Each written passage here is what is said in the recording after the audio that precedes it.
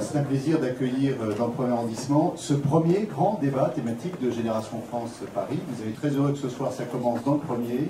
Ça commence sur le thème de la Parisienne. Pour introduire le débat, peut-être vous dire deux, trois choses. Donc, je dis Génération France ouvert et apolitique. Ici, ce soir, il y a des gens de tous bords. Je le rappelle. Merci d'être très bref dans vos propos, car Génération, c'est aussi des débats et des débats avec la salle. Et puis, nous ne prétendons pas à l'exhaustivité, bien sûr. Nous aborderons 4 thèmes.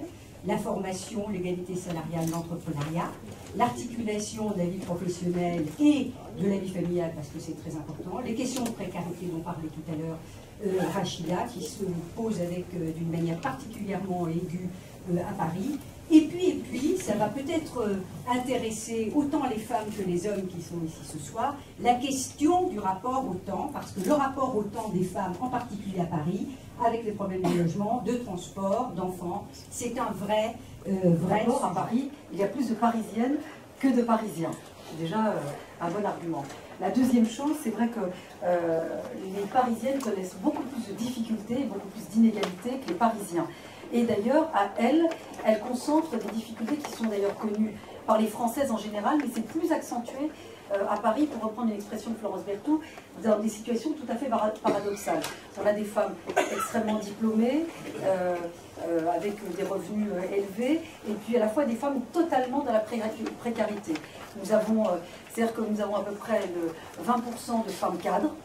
Nous avons à peu près 20% de femmes qui sont ou étudiantes ou au RSA, c'est-à-dire sans activité rémunératrice, véritablement.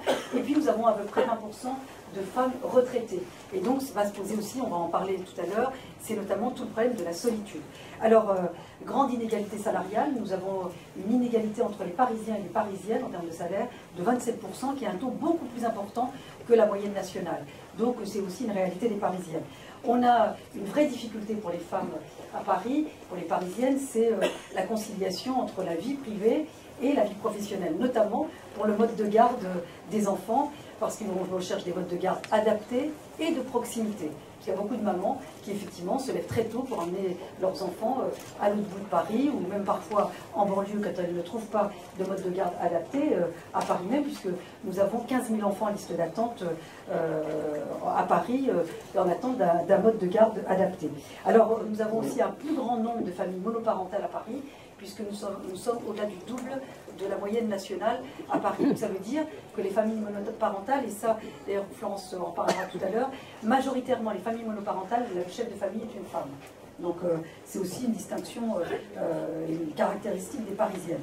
Elles sont plus victimes de violences. Alors avec des statistiques, c'est très amusant à regarder. On a l'Observatoire national de la délinquance, notamment sur les atteintes, parce que les femmes victimes de violences, moi c'est un sujet sur lequel je travaille mais depuis des années, avec des mesures extrêmement importantes, les Pierre, notamment qu'on a mis en œuvre lorsque nous étions au ministère de l'Intérieur, avec des mesures qui étaient assez novatrices, de mettre par exemple les psychologues dans les commissariats et les gendarmeries, non seulement pour s'occuper des femmes victimes de violences, mais aussi des enfants qui accompagnaient ces femmes de victimes de violences. Puisqu'on s'est battu, d'ailleurs, pour que nous ayons, aussi pour régler les problèmes de logement, pour que nous ayons une mesure phare, et ça les parlementaires qui sont là l'ont fait adopter, n'est-ce pas Claude, avec beaucoup de conviction, de l'éviction du conjoint violent de l'appartement dès l'interpellation, parce que souvent c'était les femmes qui partaient et qui laissaient le conjoint violent dans l'appartement.